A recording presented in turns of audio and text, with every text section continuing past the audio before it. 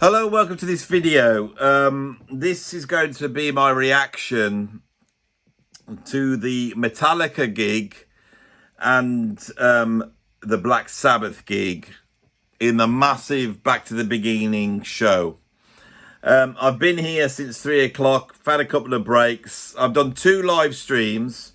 And then when I was doing the 3rd live stream, where I decided to come on here at 8 o'clock and see it all the way through, 4 or 5 hour live stream, and I was really excited about it. And I was sat there, it was all going fine. I had like about 25,000 people had come in to watch it. And while I was doing it, just so people could see what was going on, I put my laptop in the background here. There's no sound, and there was a little picture of the gig, so they can see where we're at. What's happened is I've had a copyright strike, and this is the first copyright strike. I've had to go to copyright school, which was fill out a bunch of really obvious questions, and I've got through that. And so this copyright strike is going to last till October. If I would get 3 copyright strikes, then my channel goes, my video goes, and my livelihood goes, and everything goes. So till October now, which is quite a while, I am not going to be putting any content up except my own. I've had lots of copyright blocking, but I've never had a copyright strike. So the Black Sabbath people are obviously decided that me having that in the background. If I'd have thought that was the case, I would not have done it. The other thing is I am banned from live streaming now for 7 days. It's a shame because there'd been so much great stuff, and my video was not about the gig. It was about us chatting about the gig and reacting to it. And I'm pretty sure that I'd sold tickets for that gig. This is one of the ironies of YouTube. It's quite frightening though when you realise that after all you've done, that 3 of those and you could be completely gone. Anyway, it's 10:15 at the moment. I'm still watching it. You can't hear it or see it, thank God. And Metallica are on stage now. And so what I'm going to do now is pause the video, and I will come back after they've played it and give you a bit of a reaction, and then I'll do the same thing when the Sabbath comes on. I might talk way through that live, but it's a shame because there will be no live chat, which was really great. I've never done that before. So I'll see you in a bit. So Metallica are into their 2nd song now. They're sounding really good. Listening to them sounds great. James Hetfield is a real force of nature. His vocals are absolutely incredible. They're immaculate. His voice is incredible. And his rhythm guitaring is he's one of the greatest rhythm guitar metal guitarists ever. And it's just so, he's singing and he's playing, and it is so tight. Robert Trujillo sounds great. I always feel sorry for Lars Ulrich. Not sorry for him because he's like a multi-millionaire, but what I'm saying is that yeah, he's not a virtuoso drummer without a doubt, but he's played such an important role, and he's played with a whole bunch of heart, and it's very frantic the way he plays. He's really going for it. There's something that is purely rock and roll, even though it's a little bit flaky here and there. In other words, I like it. He's speeding up, but he's speeding up in a way that sounds very exciting. And same thing with Kirk Hammett. Kirk Hammett just did a guitar solo, and they're a rock band.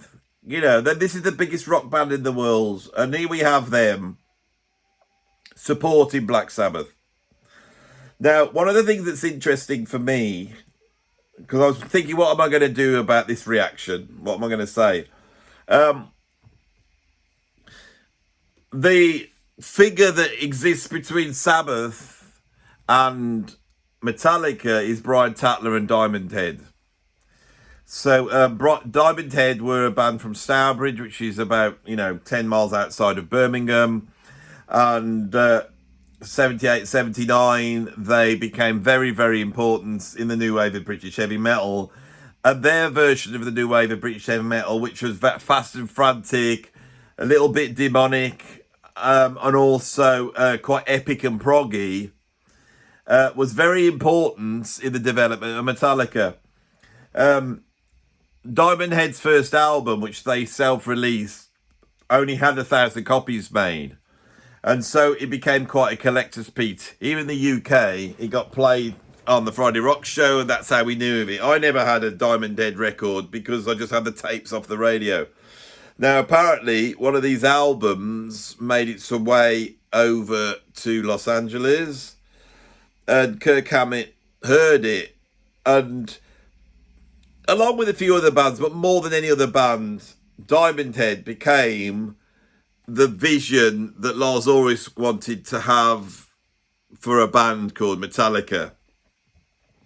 And he was so into Diamond Head that he would come across to the UK and go and stop at Brian Tatler's house, keep on the floor, and basically pick his brains. And then he went back to America, and they kept in contact. And as Brian says, I interviewed him recently, and he went through this in far greater detail than I am here.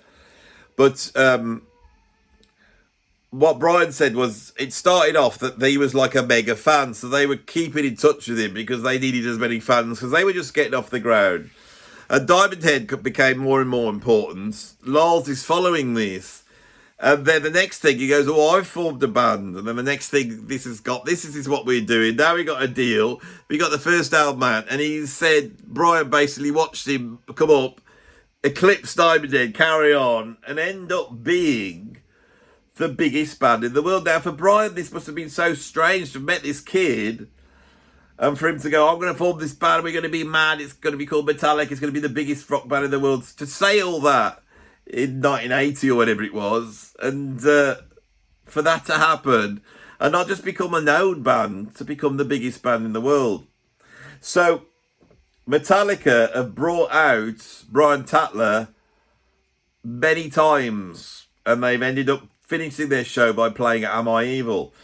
Now, I spoke to Brian this morning, actually. I'm going to see if he's put a message actually back, because I basically asked him if he was going to be going there. So let's see what he says. He might not have answered me. So I'm just going to check my messages.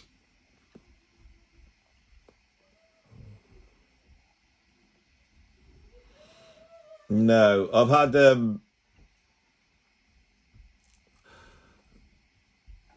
a message from Narada Michael Walden, my hero, though, and he's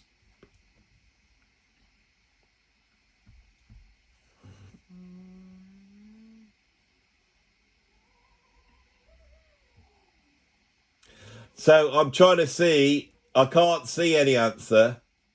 I've had a lot of messages. Sorry about this, because I literally haven't been on. No, it doesn't look like he said anything. And if he is going to pop out in this set, he's probably not going to broadcast it live. Now, what's the day today? You see, it's the 5th today, and Brian is playing on... Oh, it doesn't seem like he's on tour. I was just checking his dates in Saxon.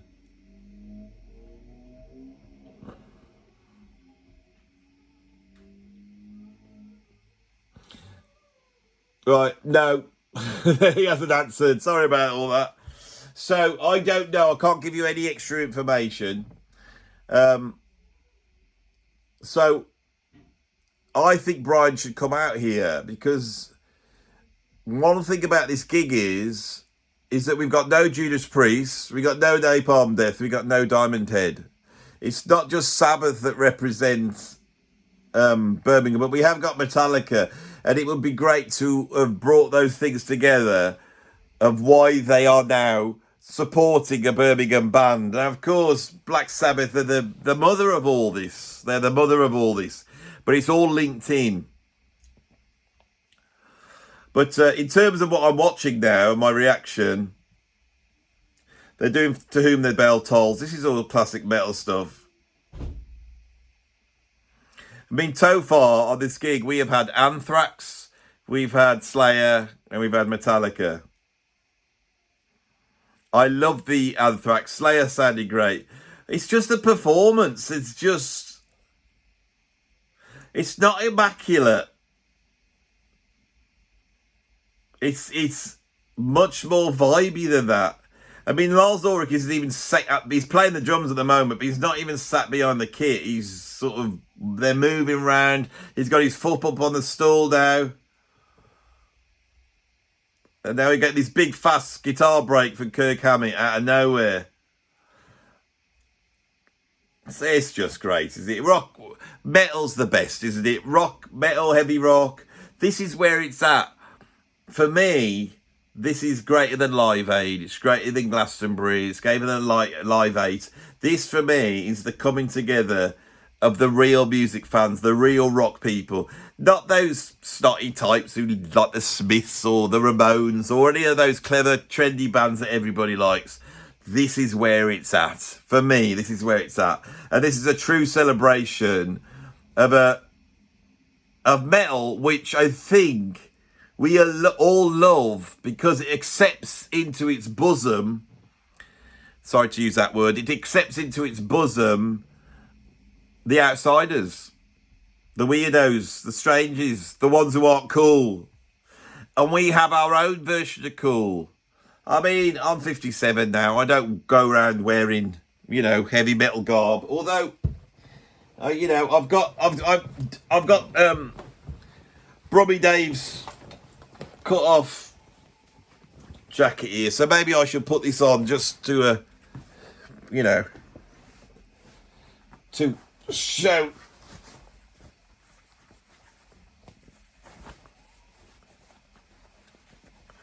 they're doing Johnny the Blade now. Now a lot of people in the chat was saying, have they played that? So Metallica have done that. So anyway, they're doing great. I'll come back on. I'm going to pause this again. I will be back on towards the end of Metallica, and then I'll be back on for Sabbath. So see you in a bit. I've had to come back on. They suddenly went off stage, and then we heard a pre-recording of the intro of Battery. And I thought, what the hell's this? And then they walked back on stage, and they've just jumped straight back into it. Sounds incredible. And I'm here to put into words what I'm feeling. Why is this so great? What's so great about this? I think it's the fact that, 40 years ago when this came out, it was so out there. Everybody that you knew at school, all your friends, they're into the pop music, and that the 80s was very much a certain thing. And there wasn't much light in the dark of the 1980s. But you had this. And when Masters of Puppets came out, and you heard this. And we've heard Slayer today, we've heard Anthrax, but no band quite had this sound. The tightness and just the onslaught. The James Hetfield's voice.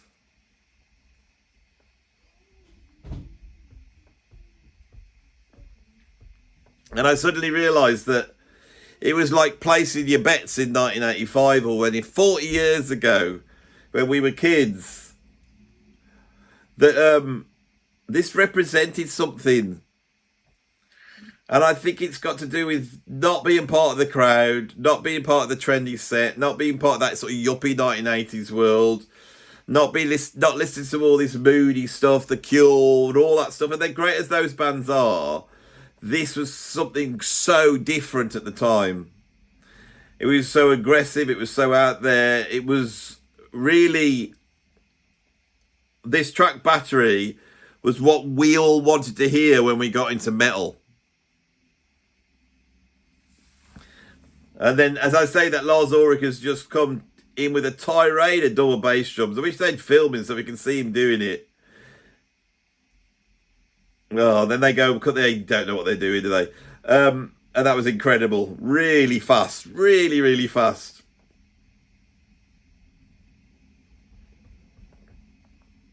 And the thing that Metallica have is they really know how to write a song.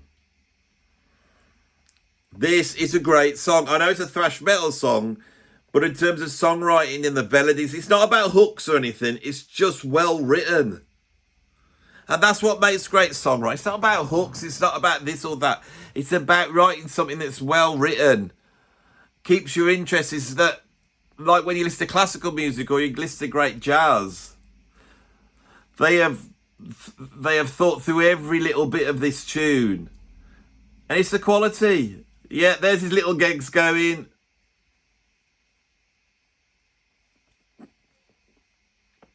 They're amazing. Metallica are amazing. Never doubt them.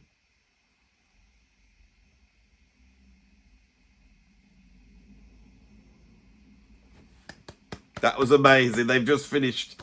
Really brilliant. I had to come back on and just say that. It's like, that was a moment when they came in and did that. Absolutely amazing. I'll be back in a minute when the next thing that good happens. Well, they seem to have finished, so there has been no Brian Tatler, so Brian's not come out. They said thank you as though they're going to finish, but then they're still going, though.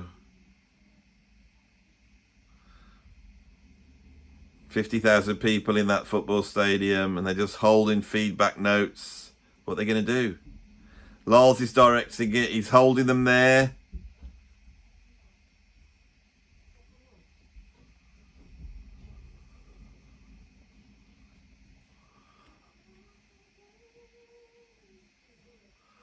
They're the greatest thrash metal band of all time. I don't know why I feel that, but that's what I feel. They've just come in. It's so amazing. They sound amazing. I mean, there's no way they could have fixed this in the time between they did it a couple of hours ago and now. They're sounding amazing. And it's so aggressive. Do you think just being on this bill and them occupying such a special position here has got them to lift their game?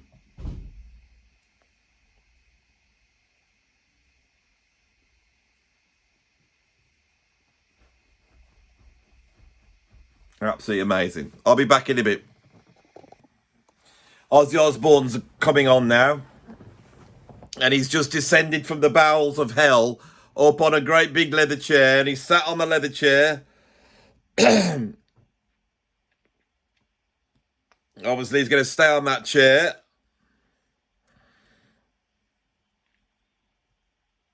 His voice sounds strong. Hasn't started singing yet.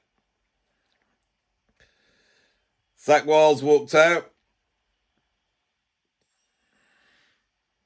His voice sounds great. He's only speaking, but it's powerful.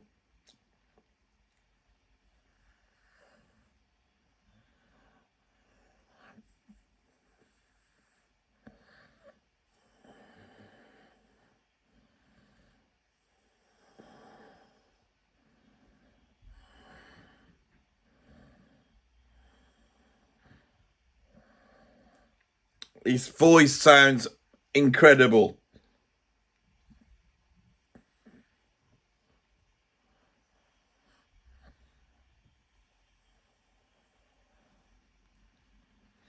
I do wonder whether that's real.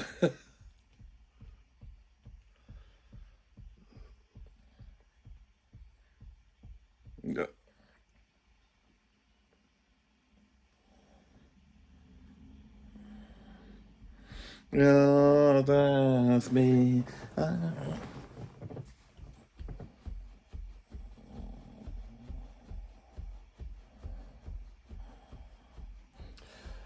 He's so full of energy, Ozzy is. Sorry that I'm not talking, but I'm filming my reaction. So, it's a really mixed emotions.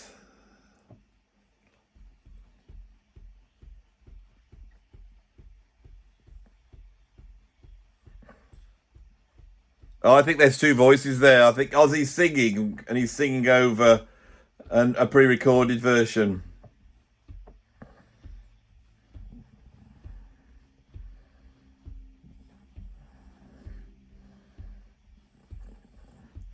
The thing with Ozzy, on the Sabbath albums, his voice was always overdubbed. He overdubbed his voice twice, which gave you the Black Sabbath Ozzy sound. And a lot of the time, the guitar solos, Tony Iommi would overdub them twice and actually not get them right. You'd feel these two solos going on, and the band sounds incredible.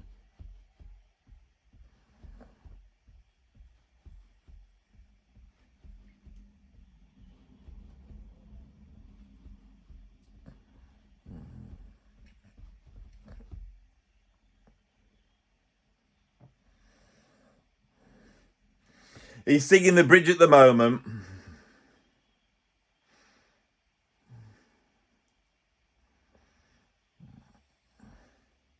He's singing. I think there's two vocals there. It's very moving.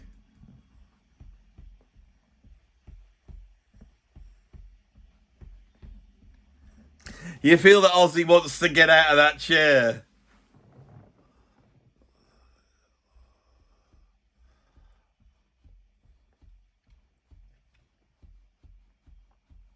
Sounds great though. Yeah. Ozzy just did and then a big round of applause came up.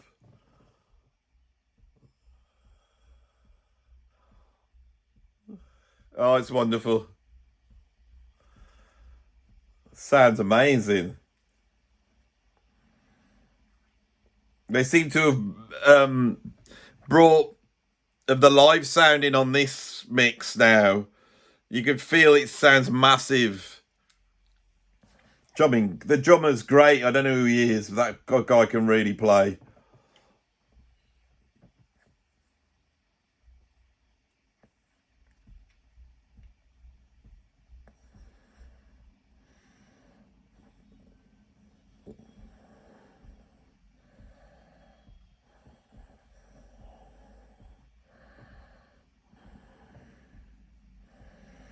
He's doing all this now, getting them clapping.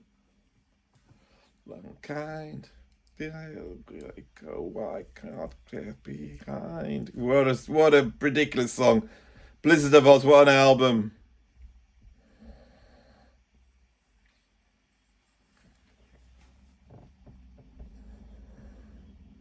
Of course, Blizzard of Oz having Randy Rhoads, such an incredible collaborator for Ozzy. Basically, what Blizzard of Oz has got is just incredible songwriting, verses, choruses, riddles, incredible melodies. And that's what I'm hearing here.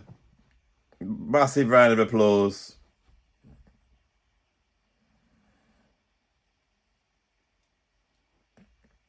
I wonder how many he's going to do.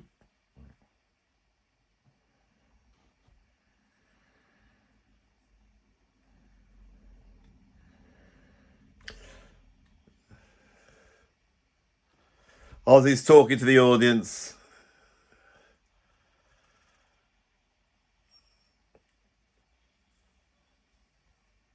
He's about to do Mr. Crowley. Ozzy's unique in music history as far as I'm concerned. He doesn't follow any of the rules at all. He's an incredible singer, but he doesn't have a voice like anybody else. He has an incredible stage persona. There's not if somebody's like any other pop star here sat in a chair at the front. I don't know if they get away with this. Ozzy gets away with it because Ozzy can do whatever he wants. He doesn't have to dance cool. He doesn't have to move cool. He doesn't have to act in a way which is affected whatsoever. And he's committed to this, and I get the feeling that he knows, obviously, this is his last time on stage. This has been his life, and it seems like he's almost like choking the emotion down. And at the same time, he's working the audience up.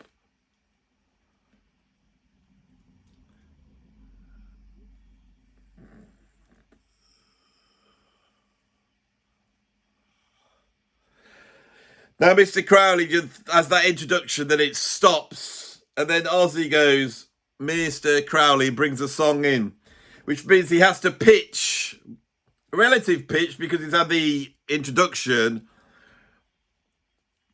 He's really singing. And this sounds like just Ozzy now.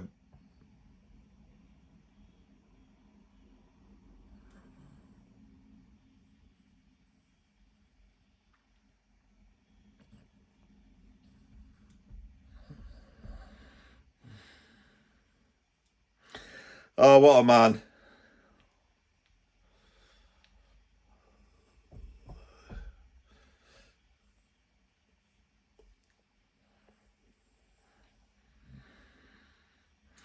He's sat there, his legs are moving with the Parkinson's, his legs are moving backwards and forth. He's holding on to the mic, but he's performing. He's not just singing, he's performing.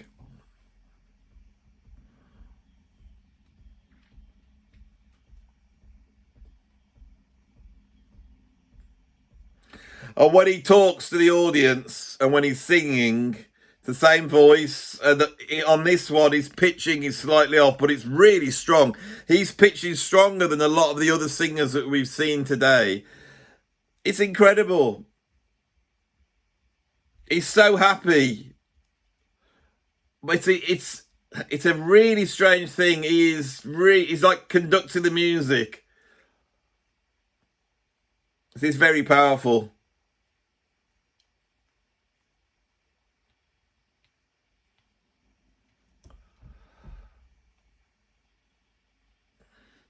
I have to say on the channel that music's made out of love. And it's a really strange thing to say. And I've spent a lifetime doing music. And that's the conclusion I've come to. And this is the best example I could show. There's 50,000 people in that room. And Ozzy Osbourne is trying to reach out to them. There's people crying. And they're trying to send back a message to him. He's trying to send a message to them. And what it is, they're all this. What's bringing us all together is the music, and of course, the music's not Ozzy. The music's not Black Sabbath. It's not the band. They make it. They put it out into the world. If it was theirs, it would just be them on stage now. But this music's our music, and this is why I'm sat here at this age watching this, feeling very emotional. And Ozzy's there doing his last ever gig. Oh, it's just entirely positive in a world which is so full of horribleness and people lying and trying to kill each other. This is why I love music so much. And he's smiling and laughing. He's giving his thumbs up to people in the audience. It's just wonderful. And he just said, you're all beautiful, because it's love. And they're going, I love you back. There's a bloke there with great long hair, and he's going, I love you, I love you. It's just a wonderful thing.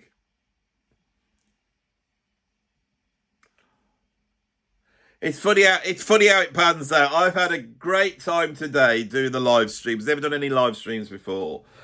I've had about 100,000 people watching the channel today because they've been watching other videos as well.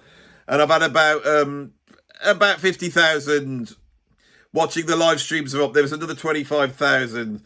And then the businessmen, obviously there's a lot of people watching, so they shut me down. I've now got copyright strike. I've just been reading through it. And if I can get to October, then it'll be wiped away and I'm back in business. But it's funny how it panned out, because as much as I was enjoying it and chatting to everybody, people are crying.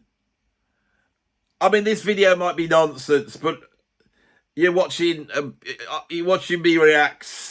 I bought Paranoid in 1981, 44 years ago.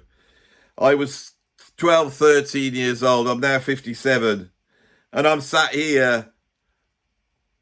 And this has been my life. It's been your life. Phil Anselmo came out when he was lead singer Pantera, and he was very quiet. He just walked to the front stage.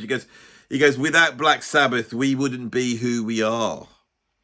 And he wasn't just on about him, he was on about the people in the audience as well. He's doing Suicide Solution now.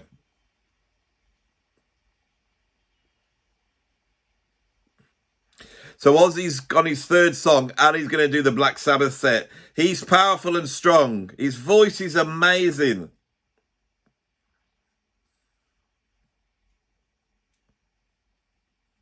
I'm going to save up a little bit of time for Black Sabbath now, so I'm going to pause the video again.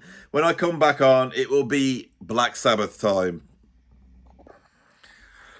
Well, I sat down here at 3 o'clock in the afternoon, and I've had 2 breaks, and it's down nearly 1 o'clock in the morning, and we're waiting for Black Sabbath to come on now, and they're showing some footage of Black Sabbath in the old days. They're showing it on the actual gig on the big screens, and so they're going to be on in a minute.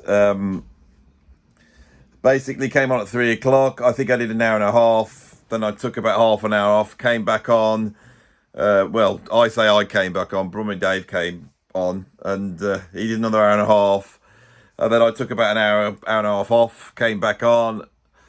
I did a very long live stream, and it was going brilliant.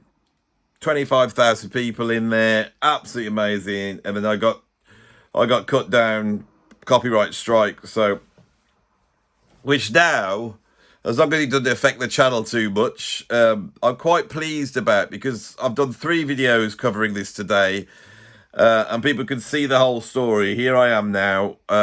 I'll be able to react in real time to Black Sabbath playing for the very last time. So they're playing a whole bunch of footage here. So here we are, 2025. Black Sabbath are the same age as me, so 57 years.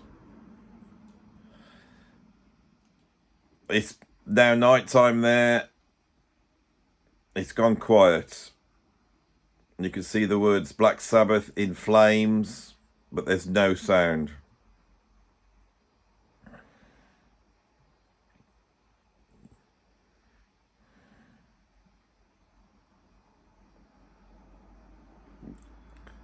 I can hear a church bell tolling, which I assume will be Black Sabbath, the tune, Black Sabbath. I can hear the rain. This is quite incredible. Hear another bell tolling. This is the beginning. We have gone back to the beginning, haven't we? With this tune. The audience are cheering. The lights are coming up. The bell's still tolling. It's deep red on stage.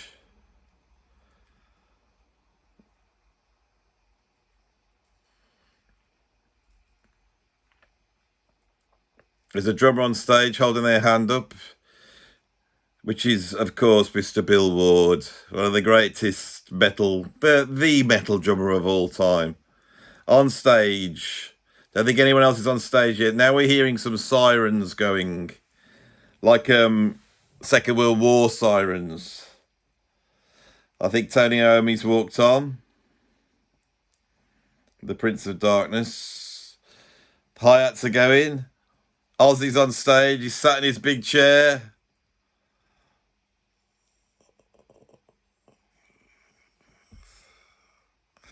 They haven't got into Black Sabbath. They've got into War Pigs. Hence the siren.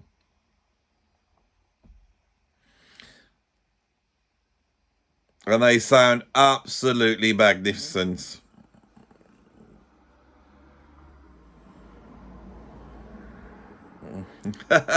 Ozzy just said, "We are Black Sabbath," as though we didn't know.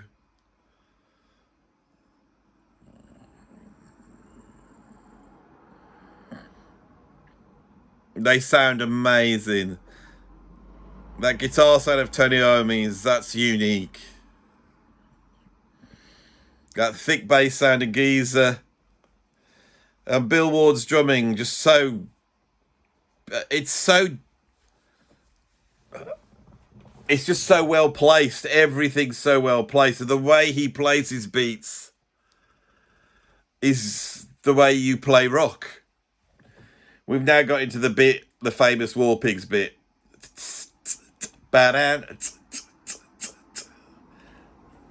Ozzy's really singing. This is no trickery. He sang the first line, got the audience to sing the second line.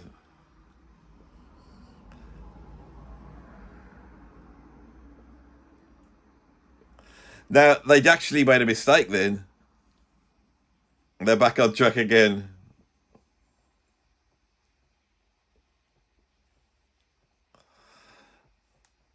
I don't think anyone noticed.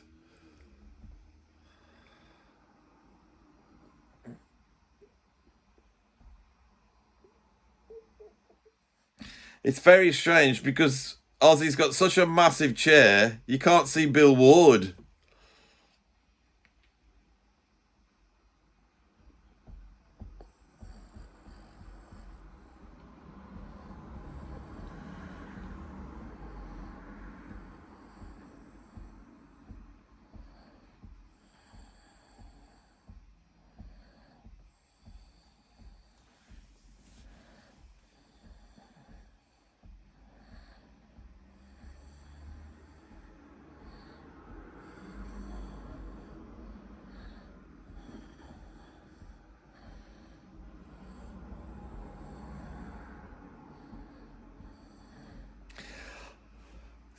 I know you're just watching me doing nothing. Again, like with many of these bands, they've come on. These guys haven't played together for a long time. They're old men. They've obviously been in rehearsal, but you feel it's settling down. They feel like I feel like they're settling into it.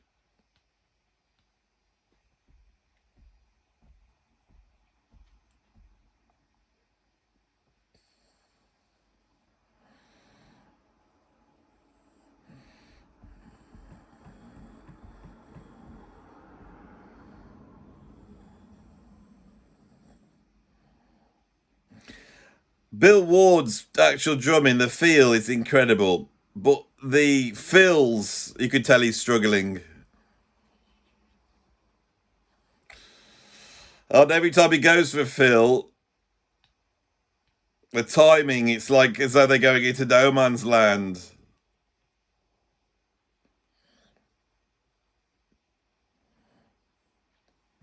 Tony Iommi's going into his first guitar solo. Sorry for the yards.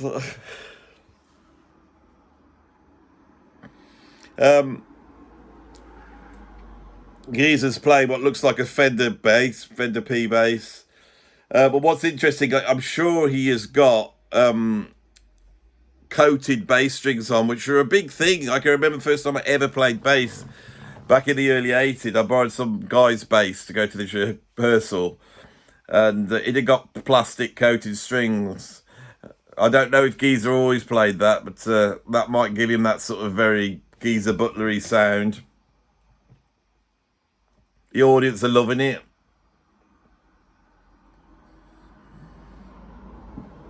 Geezer is really going for it.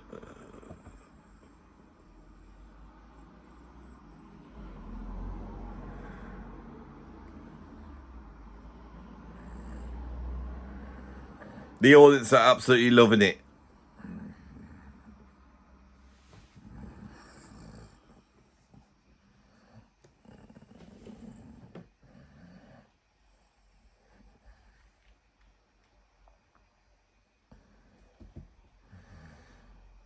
I think if you're wondering why, when Ozzy came out, I was very moved. This, to be honest, I'm having a different reaction. And what it is it's the realization of how old we've all got. This really is the end. And there's something so magical about this band. and it comes through.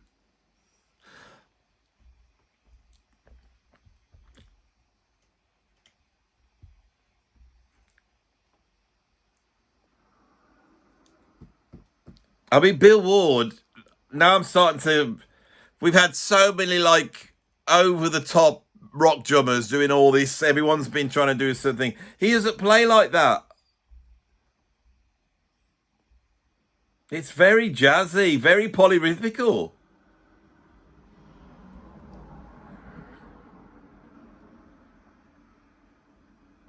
And he's not playing parts. He's doing what he wants to do.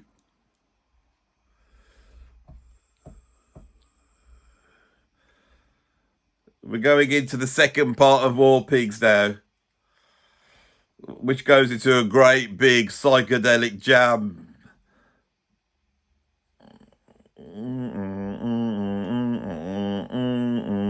I better not sing. I don't want to get another copyright strike again.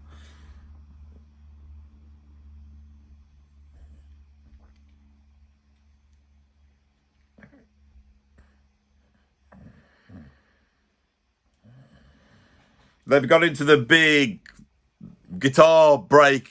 Da, da, da, da, da, da, da, da. You know that bit? And the whole audience is singing. They don't need to play it. It's like the whole audience is singing this. And now they go into that jam.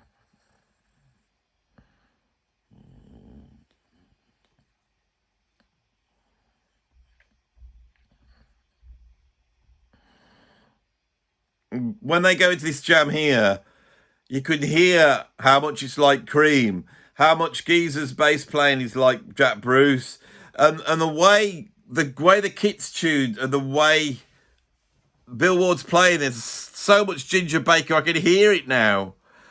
And I think when he first came out, I thought, is he having problems? But he's not. What it is he's not a metal drummer, even though he invented it.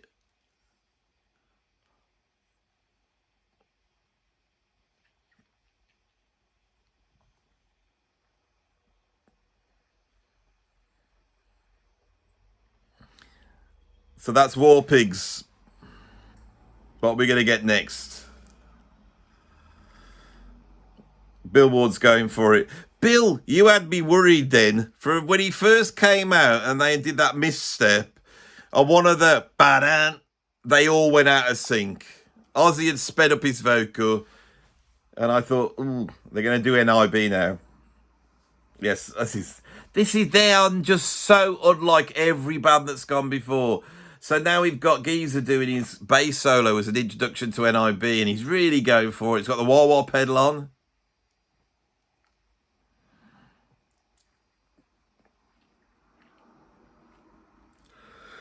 Excuse me. Oh.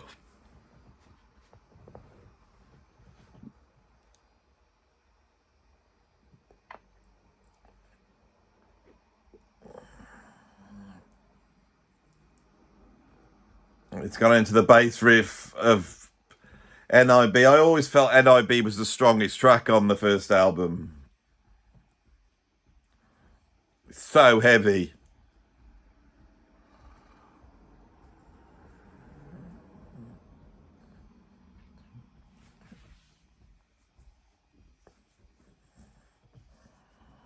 Ozzy's sounding great. They're sounding great. Little wobbly at the start, but now they just sound amazing. Of course, NIB has the heaviest guitar riff probably in existence in 1970.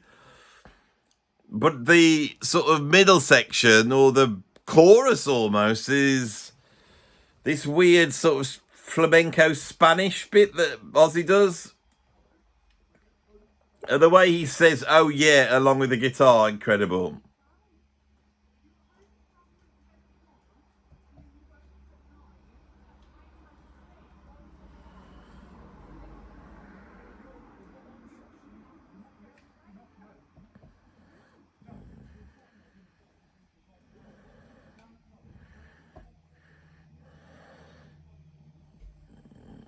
Yeah, we've got to the flamenco bit now.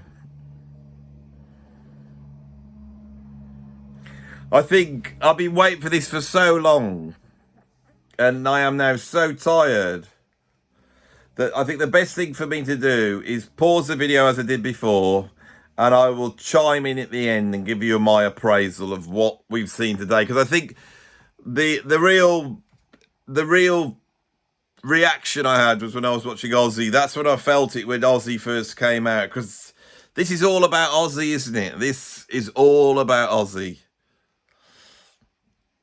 So we'll see you in a bit. I have to chime in. They're onto their third track now. I was going to leave it to the end, but they're doing Iron Man. And it just sounds amazing. Bill Ward has taken his shirt off. And of course, being nearly whatever he ages is, what is he, 76 or something like that? He looks like a wax candle that's been in a cathedral for about a century. Like a horrible homunculus, a horrible goblin sat on the drum kit. And it's bizarre because he's like a gargoyle. He's like a terrifying gargoyle. The whole time Sabbath have existed, that 57 years, they've tried their hardest to emulate something horrific. Bill Ward now has achieved it after all that time. Incredible, I had to say that. They've taken Iron Man really slow, and I wasn't too sure about it. I'm starting to realise, as I'm watching this now, that after like 9 or 10 hours of metal, that's what we've had all day long, 9 or 10 hours of metal all day long, every metal band trying to be heavier, faster, and then Sabbath come out like this, and what you have is something completely different. This is dark. And this is like lumbering, and it's archaic, and it's psychedelic as well.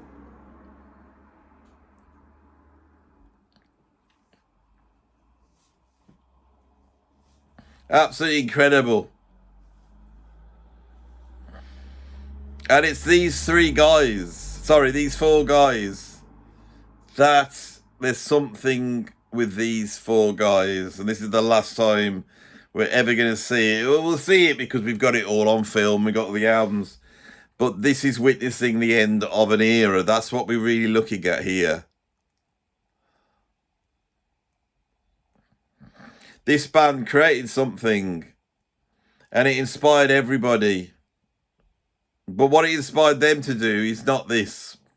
That's what I'm feeling at the moment. They've just announced their final song, which of course is going to be Paranoid. And I was thinking about this song. Today. The famous story is that when they did Paranoid, they needed a extra song. They didn't quite have enough for an album. The songs were very long. They had nothing to promote it with. So they jammed this song out in about 2 hours, from writing it to playing it. And it's basically, they ripped off Communication Breakdown by Led Zeppelin. And if you listen to the lyrics, it goes, communication breakdown, having a nervous breakdown. And then this one's Paranoid, and it's all about, it's not really about being paranoid. It's a lot more about having a nervous breakdown. Now, of course, the reason why Robert says, this is a communication breakdown, and then said this is a nervous breakdown, because in his mind, he's thinking of Nervous Breakdown by Eddie Cochran. Although it's not a rip-off, but it's like inspired. And so when Eddie Cochran, the late great Eddie Cochran, at 20 years old, decided to write a song about having a nervous breakdown rather than getting out of school early or whatever you would normally write a song about, when he decided to go down that route into that darkness, that's where it starts with Eddie Cochran. But of course, Eddie Cochran's got it from somewhere. It just goes back and back, doesn't it? So, whatever's going on with Eddie Cochran, whatever's going on with Led Zeppelin, whatever we're moving towards, whatever the ingredients were that we needed to be put together, they weren't put together until this point. Geezer's changed his base at this point, and he's got an Aston Villa Football Club base, which is great. Now, I wonder whether they're going to do an encore, because I would have thought they would have finished with the tune Black Sabbath, even though this is massively famous. Paranoid's the one. I wonder whether they're going to finish with Black Sabbath. And I was really expecting it.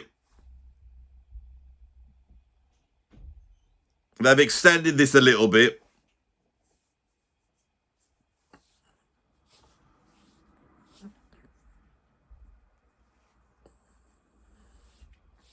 Black Sabbath playing Paranoid in Birmingham. The amount of love that is coming from Ozzy back to these people in this place.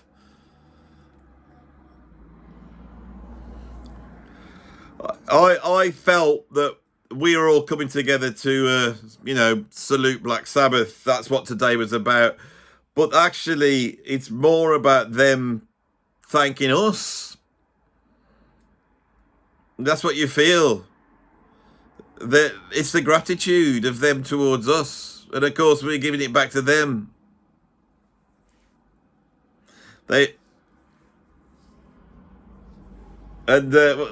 Rather than just doing the cut-off, Bill Ward went into a bit of a drum solo, and then they've doing a big crescendo. Tony's playing his licks. It's a big ending. God bless you all from Ozzy, and they finished. There's a shot of Sharon. They've done the usual ticker tape explosion. When I went to see them on their supposed last ever gig in 2000 or 1999, actually, they did one of these big ticker tape explosions, and my mate scooped a whole bunch of it up and then sold it in small amounts on eBay for quite a bit of money. So that's it. It's done. Ozzy's looks puffed. He's still sat in his chair. He's raised his hands. The whole place is erupted. I think Bill Ward needs to put his shirt back on. Geezer's a funny character. Ozzy's just shouted something at somebody. And I think there's fireworks going off. Ozzy's stuck on stage. Everyone else has walked off, and Ozzy's stuck on stage. What's happening with Ozzy? He's still there. They don't want to film him. The camera work's going all over the place. We're getting shots of... I think they're trying to get the cameras on the fireworks. All these fireworks are going off. That's great. But what's Ozzy doing?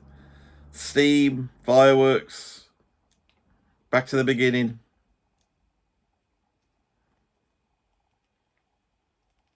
Ozzy's still on stage, and he's still... The rest of them are gone, but he's giving the kisses out. This is all about Ozzy.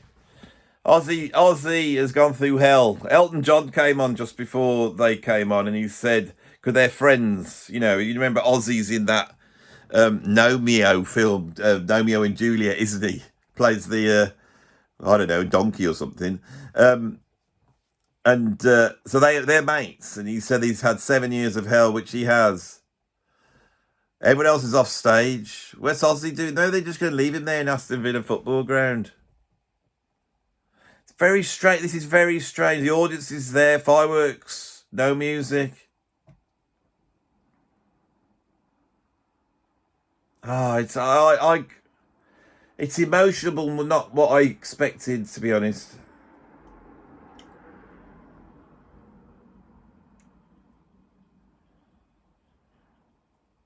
We're watching fireworks. Fireworks.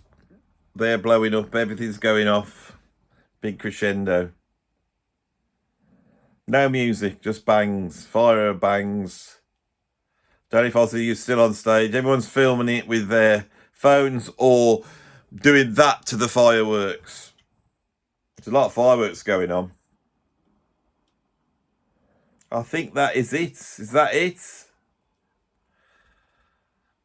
The smoke. It says back to the beginning.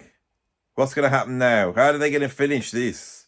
How are they going to finish heavy metal? Because this is where heavy metal finishes, isn't it? Done. They're putting heavy metal to bed now. How are they going to do it? and it's just finished. Huge thanks to all the band's crew and army of people that helped make this happen. And it's over.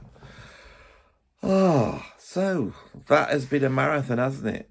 And that's it.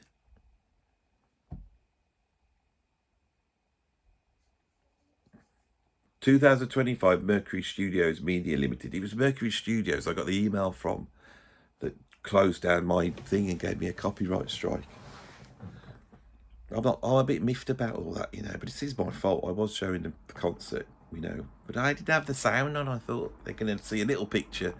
I don't think normally YouTube's got sort of AI that spots it, so I didn't think they would spot that because I've done a lot of videos, but I think they actually had some real people looking at what was going on, Googling, searching. I mean, I'd been on for about 2 hours before they found it. But that was the big event today, was getting the copyright strike. But I think it'll all be okay in the end. I'm going to...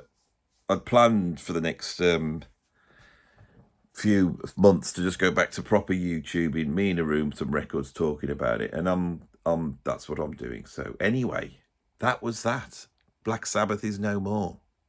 Heavy metal is no more. It's all done. We don't have to worry about it now. All right, we can all go to bed. Thanks for watching this marathon. I'm sorry that this final video wasn't a live stream. I've reacted to it. I don't know whether it means anything. It's an hour video. If you cut out all the bits where I'm not talking, probably be about 10 minutes. I don't know. Thank you for watching. Thank you. If you enjoyed all this, then please stick a like on it, subscribe. I've got a Patreon and all that type of thing. Okay. Thanks for all of you who gave me some money in the chat. I'm now banned from doing live stream for 7 days, but I really did enjoy the live stream. I'm going to go away and think about a way that I could do it that will be interesting. I mean, the best thing about the live stream is everyone talking. I enjoyed that. The middle one was open to everybody, and that wasn't so good. There was more nastiness, but when it was just my subscribers, it was a nice communal feeling. And so what I'm thinking is bringing in guests, if I can get some guests, so there's a bit of banter, and we can sort of answer questions. So Brian Tatler, that I was really expecting to see today, I might see if he wants to come and do anything. That is the live stream over. Thank you all. Thanks for watching. I'm off to bed. I'm a very tired man now. See you soon.